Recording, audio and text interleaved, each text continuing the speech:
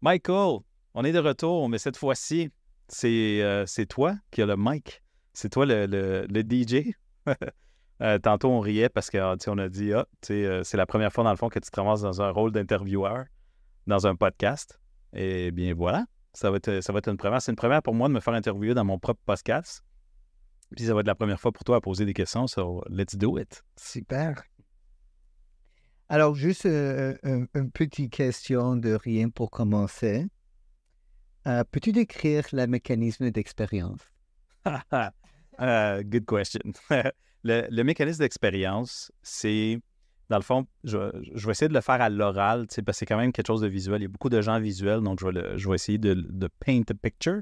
Je vais peinturer une image avec des mots le plus possible pour qu'on arrive à générer une expérience, ce qu'on appelle une expérience, une circonstance, quelque chose qui est en train de se passer. Comme par exemple, en ce moment ici, il se passe une expérience. On est dans une salle, en train d'enregistrer un podcast, en train d'avoir une conversation, il y a de la lumière, il y a Guillaume dans le coin, il y a un paquet d'éléments dans cette expérience-là. Si j'y enlève l'émotion dedans, elle est sans saveur. C'est ce qui se passe et qu'est-ce qui se passe. Si j'y enlève son sens, ça n'a aucun sens que je sois ici, je suis juste ici avec toi, puis il y a des affaires dedans. Il y a comme pas d'émotion, rien, right? Fait que qu'est-ce que j'aime expliquer aux gens, c'est pour générer une expérience, une vraie de vraie, où est-ce qu'il y a du sens et de l'émotion, puis ça voulait dire quelque chose pour toi, ça prend certains éléments, certains ingrédients, puis les ingrédients sont les suivants. Au départ, tout part d'une croyance. Pas nécessairement consciente. La plupart du temps, les croyances sont inconscientes. Puis une croyance, c'est une information ou un data qui est à vrai dans ton système. Donc, dans ton système interne, peu importe que ce soit ton corps, ton âme ou ton énergie, peu importe comment tu veux l'appeler, il faut que ce soit vrai.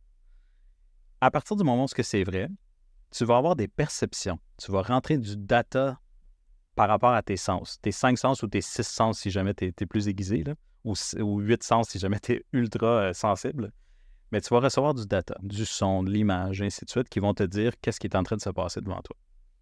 Et tu vas filtrer, selon ces croyances-là que tu as, qu'est-ce qui est en train de se passer présentement. Tout de suite après ça, tu vas avoir une interprétation à faire.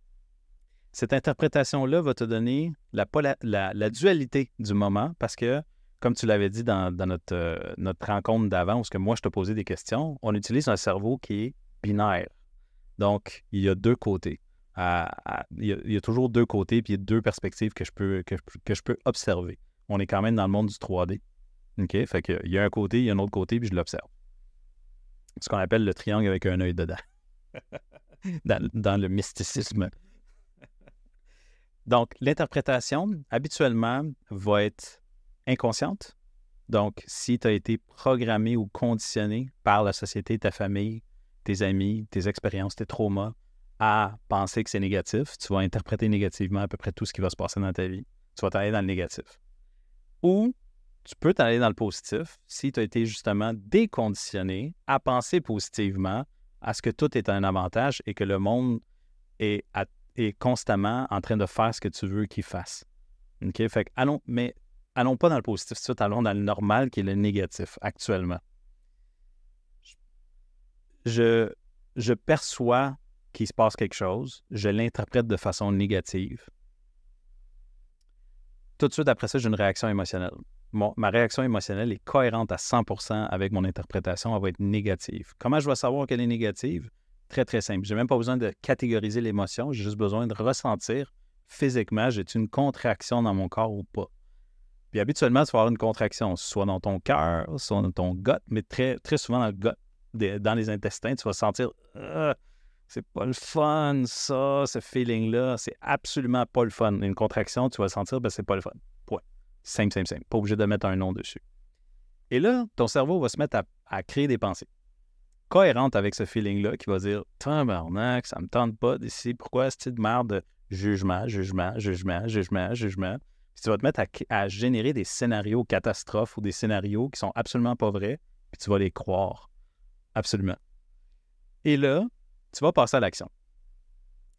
Et cette action-là va être cohérente également avec ton état émotionnel du moment. Fait que si tu t'es mis en crise, tu vas agir comme quelqu'un en crise. Tu vas parler comme quelqu'un en crise. Et devine quoi? Chaque action a une réaction. Action-réaction. Tu connais-tu cette loi-là? C'est toujours là, 100% du temps, l'action-réaction. Donc, qu'est-ce qui va se passer? C'est que tu vas avoir une réaction négative à ton action négative qui va valider la croyance que tu avais au départ, qui était probablement négative au départ ou limitante dans ce contexte-là. Est-ce que c'est clair comment je te l'ai expliqué?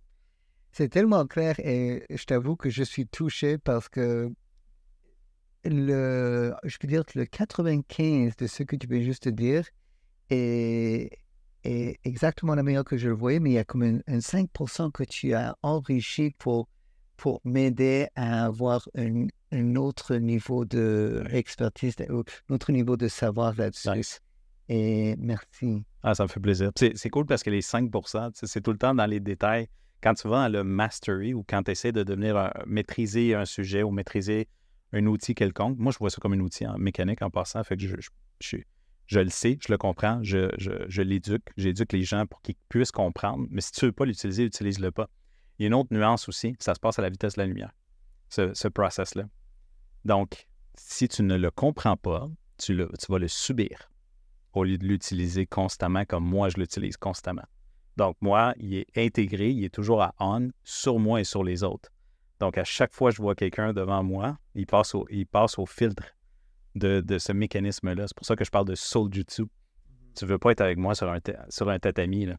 C'est sûr que je vais trouver pourquoi tu es comme ça en ce moment, puis je vais être capable de le pinpointer sur cette formule-là, puis même te l'expliquer pendant que c'est en train d'arriver. Puis si tu te laisses aller, ben, tu vas relâcher, puis ça va te faire du bien. Mais si tu ne relâches pas, ça va te faire mal. Super. Merci. Merci pour ta question. Ah, écoute, merci pour ta réponse. C'est... Puis j'aime particulièrement la manière que tu as, dès le début, dit que plus souvent, c'est inconscient. Puis c'est tellement important, non seulement de changer nos croyances pour qu'on vive une vie qui est plus plaisante, et plaisante pour les autres aussi, mais d'ailleurs parce que le chemin de ça est d'aller du inconscient à devenir plus conscient. Ouais, exact. Et on est là pour devenir des créateurs conscients, parce qu'on est toujours des créateurs, alors est-ce qu'on va être inconscient ou conscient? Tout à fait. Et alors que ce cheminement de comme prendre le dossier de ce qui est inconscient à conscient. Oui, absolument. Je trouve que cette formule-là nous ramène dans la conscience, dans la responsabilité de la création qu'on a devant nous autres. C'est nous autres qui créons des expériences. Ouais. Ou du moins, qu'est-ce que ça veut dire, cette expérience-là, pour nous autres, à ce moment-là? Parce que techniquement, l'expérience est dénudée de sens. C'est nous qui va mettre un sens dessus, tout le temps. Puis la même expérience dans une autre culture, dans un autre pays, dans un autre temps, va être complètement différente, même si on a fait les mêmes actions puis on a pensé les mêmes choses. C'est ça la richesse de la création, justement. C'est qu'il n'y a pas de sens. Tu peux y donner un sens. Exactement.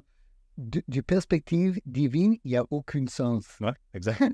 Tout est à créer et tout ne fait pas de sens comme tel. C'est pas grave. Exactement. Ouais, fait que tu peux rester fâché sur quelque chose qui ne fait pas de sens, mais c'est toi qui vas subir le fâché. Il n'y a personne d'autre qui va te fâcher. Il y a juste toi qui va te fâcher. C'est ça. Bien. Exactement.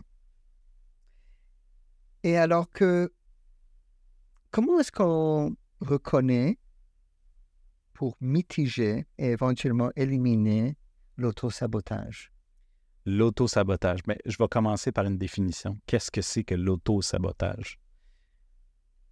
Premièrement, il faut qu'on aille la définition de se saboter. Tu sais, saboter, ça veut dire que tu étais supposé de faire de quoi que finalement, c'était pas ça que tu as fait. Tu sais, donc, tu n'as pas eu le résultat que tu voulais avoir. On a tendance à catégoriser le sabotage comme une expérience négative. C'est quand je parlais d'interprétation tantôt, là. Mais qui t'a dit que c'était pas ça qu'il fallait qu'il arrive, justement, pour que tu comprennes la leçon de comment t'en sortir de ça? On l'a parlé, toi puis moi, sur le devenir éveillé. Tu sais, devenir éveillé, ça passe par savoir que tu es dans la noirceur, tu sais, quand tu es là. Donc, ce que les gens disent, auto-sabotage, c'est souvent une mauvaise interprétation, ou une autre interprétation, pas mauvaise parce qu'il y a un jugement là-dedans, là, mais une autre interprétation de « j'ai pas eu ce que je voulais ». Ça n'a pas comblé mes attentes. Finalement, j'avais des attentes de faire ça, puis devenir ça, puis avoir ça, puis c'est pas ça qui s'est passé. Je me suis auto-saboté.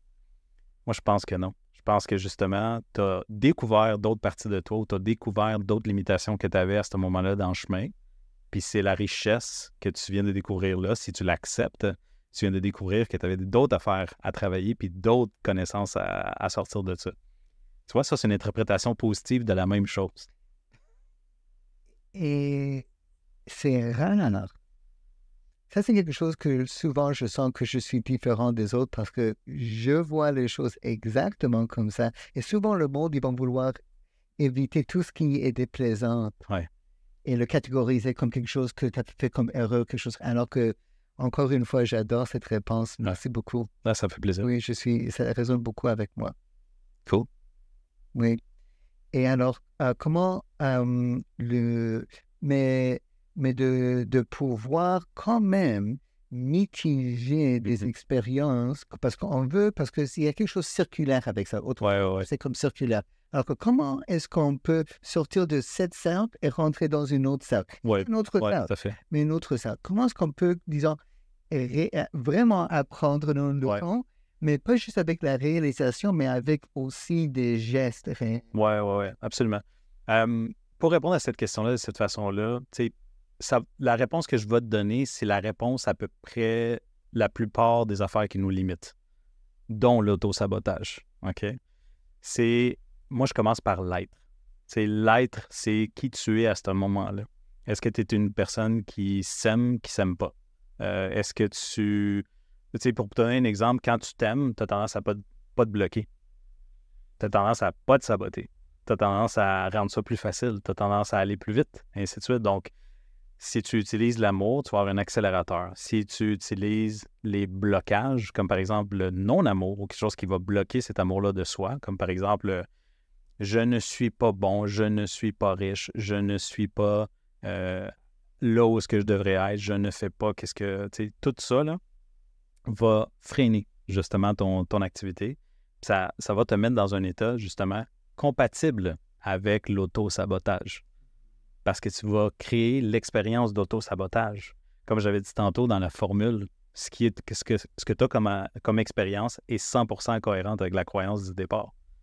T'sais, si tu avais une croyance que tu allais t'auto-saboter en quelque part là-dedans ou que tu aurais pu t'auto-saboter, il y a forte chance que c'est ça que tu as manifesté encore. Mais dans l'auto-sabotage, tu as compris que tu es extrêmement bon à réussir l'auto-sabotage. Toutes les gens qui disent « je ne sais pas comment ça fonctionne la formule » et pourtant tu le fais avec l'auto-sabotage. C'est exactement ça que tu as appris à faire. Tu as appris la formule de comment faire l'auto-sabotage puis tu es fucking bon là-dedans. Maintenant, applique-le avec quelque chose d'autre que ça. Applique-le avec une autre méthode.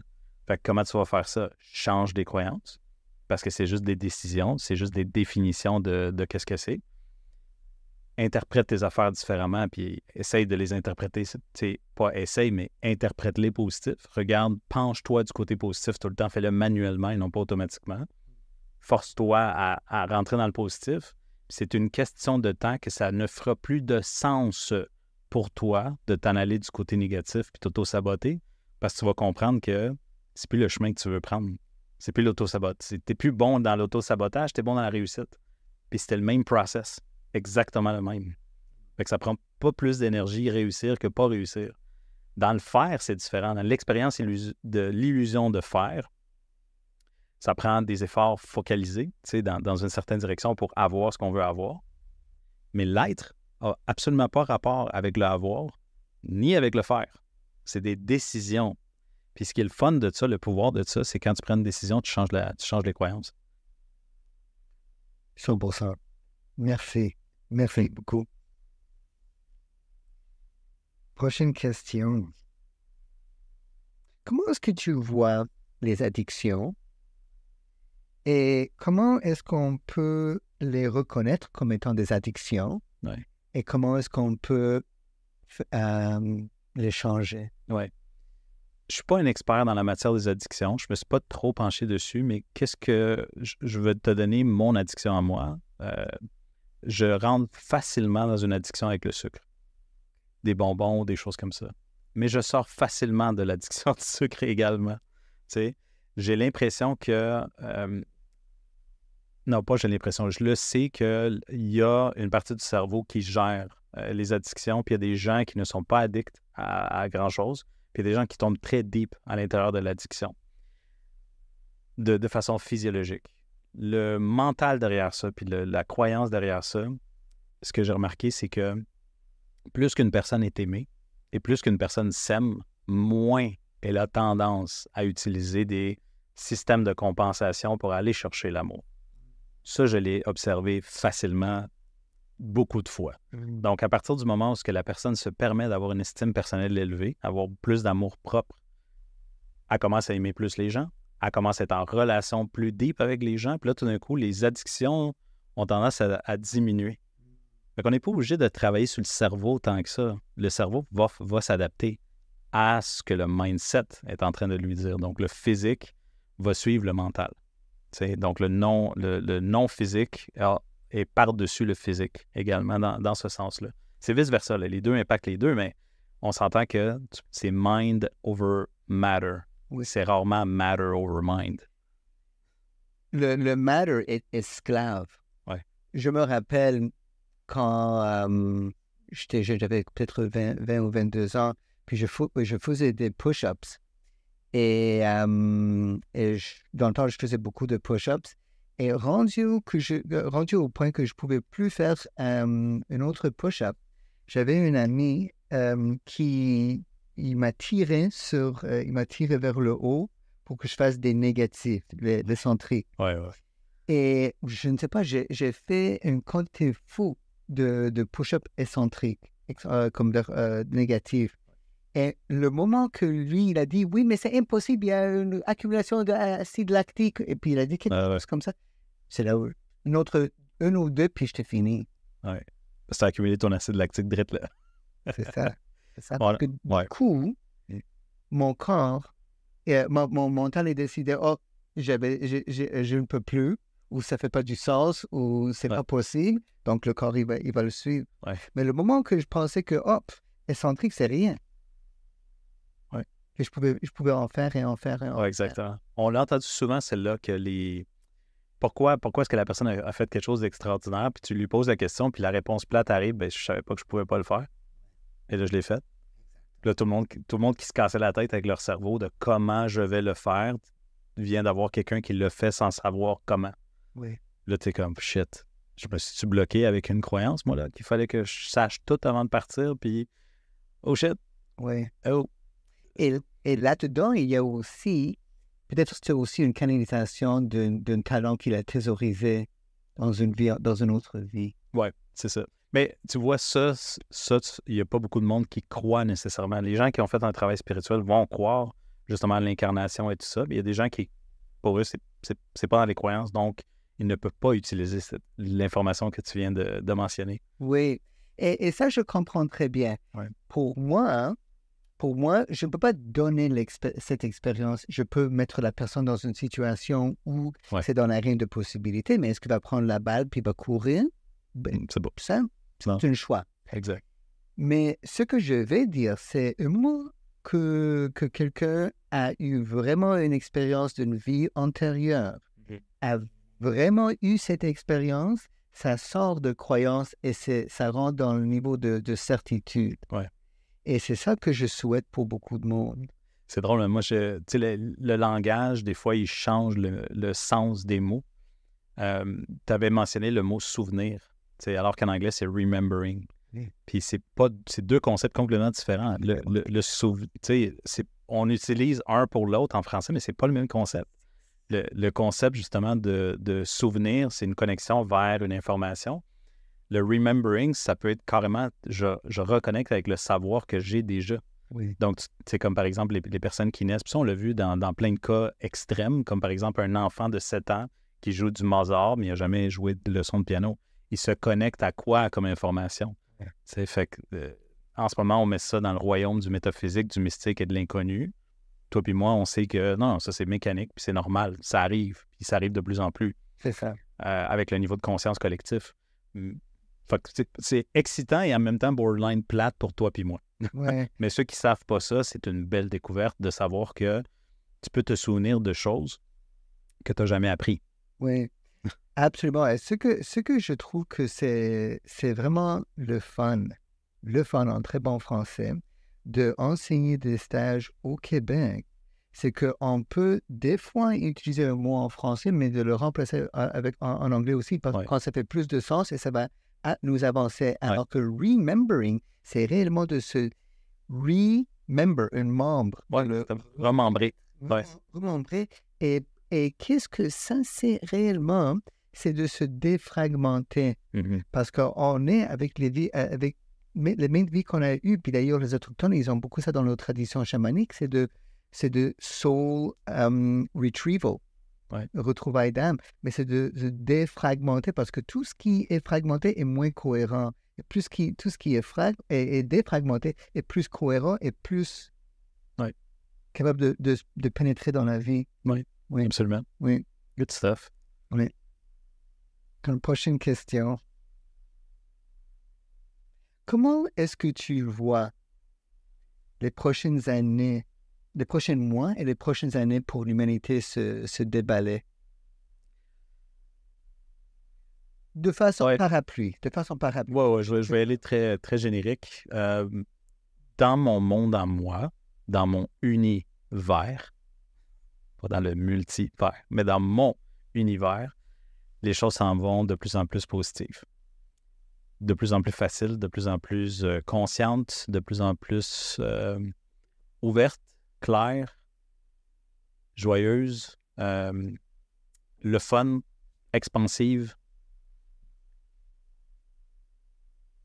souriante, axée sur le cœur, mécanique normale. T'sais, ça s'en va dans cette direction-là. Mais avant de faire ça, faut qu'on arrange certains traumas collectifs, pas individuels. Comme par exemple, moi, mes traumas, je les ai réglés. Toi, tes traumas, tu les as probablement réglés. Puis si jamais... En fait, je ne redéfinis aucune expérience comme étant un trauma, donc je n'ai pas de trauma. Je n'ai plus de trauma, par exemple. Il peut se passer quelque chose, mais qu'est-ce qui va se passer? C'est moi qui vais y donner un sens. Donc, automatiquement, je suis le créateur de l'expérience. Et j'en prends la responsabilité à 100%. Je crois que de plus en plus de gens vont faire ce que je viens de dire, de prendre responsabilité de plus en plus 100% de leur individualité, et plus que les gens deviennent conscients de leur individualité, puis la responsabilité qu'ils ont d'être la personne qu'ils voudraient être, plus que le collectif se guérit. Donc, ça passe par l'individuel. C'est l'individuel massif qui génère le collectif. 100%. Et ce que j'ajouterais à ça, c'est comme la manière que je le vois, parce que je pense souvent en image. Alors, la manière que mon supérieur me l'avait donné, c'est que assez de personnes dans leur propre univers ont fait, des fois peut-être parce qu'il y avait des moments de nuit de l'âme ou de réalisation que j'ai besoin de faire ce travail-là parce que je veux autre chose, je suis destiné pour autre chose, je peux faire autre chose. Et ils ont fait un travail d'y aller faire on peut dire shadow work en très bon français, puis de prendre, de se guérir et être plus léger. Et alors qu'imagine l'eau qui est plus léger, elle commence à monter vers le ciel. Puis même personne commençait à le faire, puis alors ça entraîne une vague. Alors même les autres personnes qui ne veulent pas, il y a comme une vague qui se... exact. Puis toute la collective le sent. Et je sens aussi qu'on va vers quelque chose qui est vraiment Golden Age. Mais il va falloir qu'on passe par un moment de déchnoussage. Oui, absolument. C'est drôle, j'ai eu cette discussion-là sur le passage d'un âge vers un autre âge. Là, je pense qu'on est dans le Age of Aquarius. C'est quoi en français, Aquarius? Verseau. On est dans l'âge du Verseau. Toutes les personnes, justement, qui disent l'horoscope, c'est l'horoscope, puis je comprends pas la mécanique derrière l'horoscope. Puis on en parlait justement avant le show. À quoi c'est très, très, très mécanique. Le macro de cette mécanique-là, toi, tu regardes des étoiles, puis tu regardes des planètes, puis ça tourne en rond, puis ça s'en va à 10 500 km à la seconde d'un bout à l'autre de l'espace. Qu'est-ce que ça a à voir avec ma vie? Ta vie, c'est le micro de ça. C'est le micro de la même chose. As within, so without, c'est as above, so below. C'est pas as below, so above. C'est as above, so below. Ça descend, là. Ouais. Donc, nous, on est en bas de ce processus-là. Fait que qu'est-ce qui est intéressant, c'est que tu peux observer le processus, puis le changement de phase, et tout a un impact sur tout. Je sais que cette question-là, elle est très philosophique, puis j'en vois beaucoup de choses en même temps quand je dis ça, mais je pense que les gens ne se rendent pas à quel point c'est mécanique, ce truc-là, puis tu es entraîné dans cette mécanique-là, and it's OK. Il n'y a pas de trouble avec ça. Tu vas souffrir si tu n'es pas conscient. Mais si tu en es conscient, tu vas avoir un gros sourire, puis tu vas lever les mains, tu vas faire « Yeah! » Tu es dans une belle ride, là. Ça va être le fun. Oui. Puis, ce que j'aime dire aux gens, c'est imagine-toi que ça existait l'incarnation. Il y a de plus en plus de gens qui viennent ici. Ça a-tu l'air d'un party le fun ou ça a l'air d'un party plate? S'il y a de plus en plus de gens qui sont ici. Tu comprends? Si les gens s'incarnent autant, puis s'il y a de plus en plus de population, on n'a pas un problème de population ou de overpopulation. On a un bon party. C'est pour ça que les gens ils viennent ici. 100%. Puis, dans les territoires, je ne veux pas enrichir parce qu'on a juste 3 minutes. Ouais. Mais puis, je suis vraiment intéressé de te poser cette dernière question parce que j'aimerais ça apprendre. Comment est-ce qu'on peut rester bien calé sur notre chemin, bien raillé sur notre chemin spirituel le plus élevé pour qu'on puisse faire notre meilleure contribution à la collective et apprendre le plus selon notre curriculum? Très simple. Tu fais qu'est-ce qui te passionne le plus à tout moment. Qu'est-ce qui t'excite le plus? Qu'est-ce qui te donne le plus de joie? Qu'est-ce qui te donne le plus d'amour propre? Qu'est-ce qui te donne le plus d'énergie? Qu'est-ce qui est le plus facile pour toi? Ce que tu trouves le plus le fun, qui vient de l'intérieur de toi? Peu importe d'où ça vient, mais c'est ça que tu feels que tu aimerais faire. Permets-toi de faire ça du mieux que tu peux, meilleur de tes capacités, en restant authentique. Pas en étant quelqu'un d'autre, mais en étant toi pour vrai, le plus authentique possible. Fuck le jugement des gens. Il n'y a que toi dans cette expérience-là. Tu es dans ton univers. Sois le plus intègre. Vas-y jusqu'au bout de ça, à tout moment, parce que tu es juste dans le moment présent. À toutes les fois que tu vas regarder ta montre, ça va être marqué maintenant, même s'il y a 1 heure dessus. Puis, fais-le jusqu'à temps qu'il y ait autre chose. Puis ça se peut qu'il n'y ait pas autre chose, mais fais-le jusqu'au maximum. Puis quand tu vas le savoir à un moment donné, qu'est-ce que c'est ça que tu veux faire. Les gens ne se le permettent pas. Puis fais-le avec le plus d'amour propre possible. Mets ton estime de toi à 100% puis go for it. Fais-le. T'sais. The worst case scenario, c'est que tu vas apprendre plus sur toi-même. T'sais. Ça, c'est le worst case scenario. Le best case scenario, c'est qu'au présent, tu vas vivre une vie de rêve non-stop. Que le normal pour toi, c'est vivre ta vie de rêve. Moi, je pense que c'est un bon deal. Écoute, je suis vraiment touché. J'adore cette réponse. Puis ce que je suis tellement remerciant que tu as mentionné, c'est que l'aspect intégrité. Parce que souvent, le monde, ils oublient l'aspect intégrité et ils font plein de karma. Parce que quand on est dans notre intégrité, on va mitiger le karma concret. Ouais. Et ça, dans le long terme, c'est très important. Excellent. Super. On arrive à la fin de notre temps, mais il nous reste 1 minute. T'avais-tu une autre question ou quelque chose pour clore le bal? Ben, pour toi, j'ai une autre question. C'est quoi pour toi la maîtrise de la vie? La maîtrise de la vie? Ouf. Je n'ai pas la réponse, mais je vais quand même essayer d'y répondre. Je pense que c'est vivre, accepter les paramètres de la vie. C'est vivre la vie en acceptant les paramètres de la vie. C'est en acceptant que tu ne connaîtras pas tout, puis que tu as plein d'affaires à apprendre, puis que tu as de la contraction, puis tu as de l'expansion à l'intérieur de ça. Je crois que c'est de se laisser aller justement dans qu'est-ce qu'il y a à l'intérieur de toi. C'est vraiment le laisser aller. C'est fais qu'est-ce qui te vient.